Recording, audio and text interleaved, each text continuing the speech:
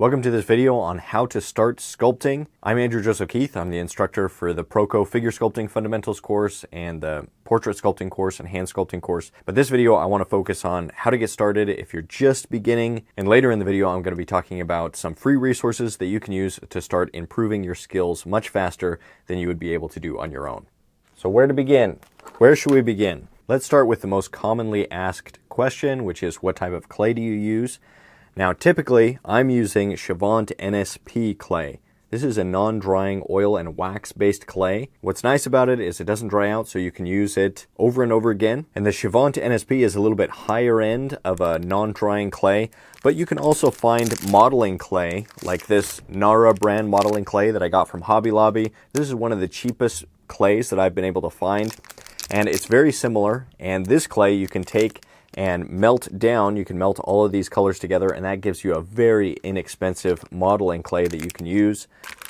Another common type of non-drying modeling clay is monster clay. It comes in soft, medium, and hard, and these clays, when you warm them up, they become softer. So usually you'll warm them up at the beginning of the sculpting process so it's nice and soft, and then it firms up just a little bit so that you can work on the details. So non-dry modeling clay is what I usually recommend for students because I want you to be able to use the clay over and over again. If you know that you're going to want to keep your first sculpture, then you might consider using a polymer clay like Sculpey. This is a basic, inexpensive polymer clay, also from Hobby Lobby. And I'll try to tag these products through the affiliate program on YouTube, and that way, if you're interested, you can get them through there. Generally, I just recommend a couple pounds of a simple, inexpensive clay that's reusable to get started. If you like this type of content and you're finding value in the video, give it a thumbs up, subscribe to the channel, and hit the notification bell if you'd like to be notified on future videos.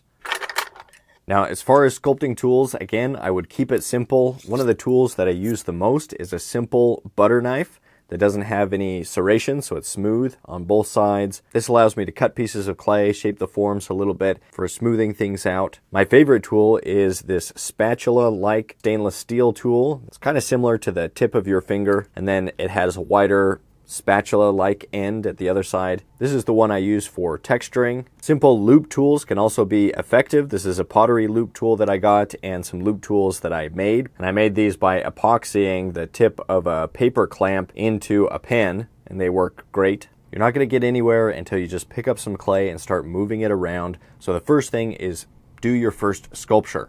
You could do that today. You could do that right now after this video if you have the clay and some simple tools, but even just a butter knife is enough to do your first sculpture, or just do it by hand. I do a lot of my sculpting by hand. Moving the clay around by hand is the quickest and fastest, most efficient way to work. Tools are typically used for finding the detail and finished surface. For your first sculpture, I recommend something a little bit more simple, like a torso. If you'd like to get some free references, there are 10 free reference poses for sculpture that have the pose turning around in space. The PDF that I created for the Figure Sculpting Fundamentals course, it has a list of all the free lessons, and it's kind of like a checklist that you can go through. And if you do that, actually watch the videos, do the assignments, and try to apply what I teach in the videos to your sculptures, you'd be surprised just how fast your sculptures will improve. So there's a link for that PDF in the description below. There's one for the figure sculpting course and for the portrait sculpting course. Now, if you're going to be sculpting people, I also recommend learning how to create your own wire armatures. Now, there's a video on this channel that goes over my method for creating simple wire armatures like this with just 3 pieces of wire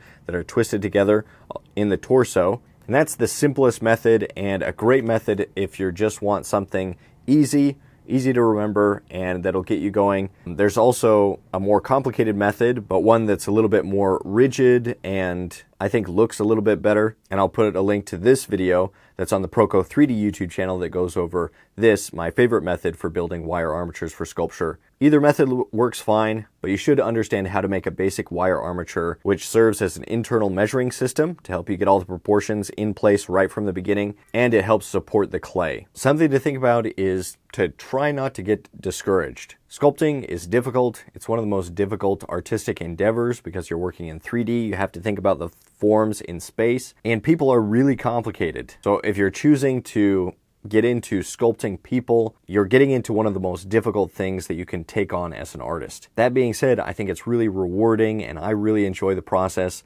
I've always liked drawing and painting, but when I had my first sculpting course in college, I fell in love with working in 3D, and so that's why I've tried to make a living out of sharing this passion with other people and helping them learn all of the things that I wish I knew when I started. So be patient, don't get frustrated with yourself. It takes some time and effort and consistency to see improvement. I would just devote a little bit of time every day, maybe while you're listening to a podcast or some music, to sculpt, watch a video lesson, try to apply that to a sculpture that you're working on. And it really just comes with repetition, doing it over and over again, and you get a little bit better with every sculpture. I wanted to share with you just a little paragraph of the ebook, An Artist's X-Ray Vision, The Male Figure, which is a series of diagrams on the human figure and then some of my thoughts as an artist. As a figurative artist, we get to participate in some small way in an artistic celebration of the beauty and complexity of humanity. Recognizing that spark of divinity in each individual